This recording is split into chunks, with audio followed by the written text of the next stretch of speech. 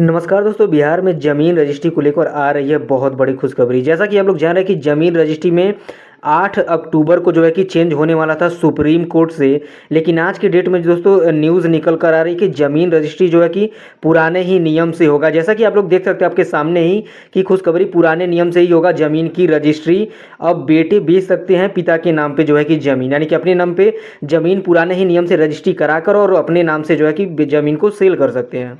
और ये आज के ही डेट में दोस्तों प्रकाशित हुआ है। और दोस्तों जानकारी में आगे बढ़ने से पहले आपसे केवल एक ही रिक्वेस्ट है कि अगर आप अभी तक हमारे चैनल को सब्सक्राइब नहीं किए हैं तो चैनल को सब्सक्राइब कर लें और वीडियो को एक लाइक ज़रूर करें दोस्तों। और एक कमेंट ये करता है कि आप किस जगह से वीडियो देखते हैं ताकि वहाँ का अपडेट लाने में आसानी हो। चलिए जानकारी में आगे बढ़ते हैं।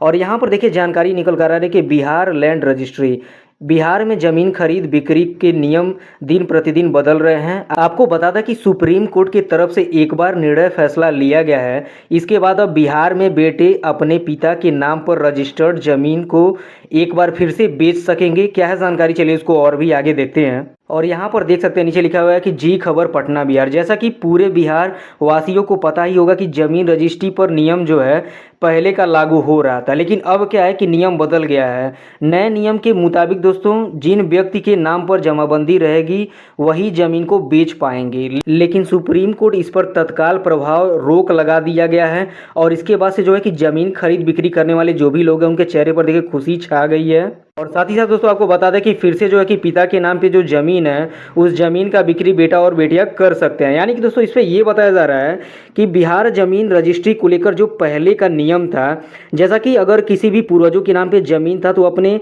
अगर वंशावली आप जमा कराते हैं, अगर आप उनके वंशज हैं, ये सत्यापित हो जाता है तो आपके नाम पर रजिस्ट्री आसानी से कर दिया जाता था कुछ दिनों के अंदर ही। लेकिन उस पर नया नियम 8 नवंबर को लगने वाला था जो सुप्रीम कोर्ट में सुनवाई थी, जिसके तहत ये बताया जा रहा था कि अगर जिनके नाम पे ज़मीन है और वो रैयत जीवित हैं तो ही ज़मीन का रजिस्ट्री दूसरे के नाम पे होगा, अन्यथा उनको बहुत सारे प्रोसेसों से गुजरना पड़ेगा।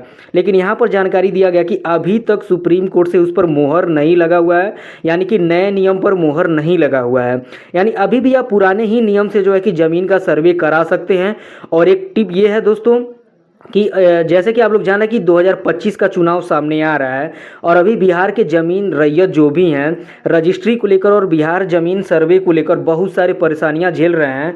और अभी क्या है, नियम में बदलाव नहीं किया जाएगा क्योंकि दोस्तों सुप्रीम कोर्ट का इस पर क्या फैसला आया है जो लिखित के माध्यम से। अब यहाँ पर देख सकते हो दोस्तों जानकारी निकल कर आ रहा है, मोटे हेडिंग में लिखा हुआ है कि सुप्रीम कोर्ट का यह है फैसला।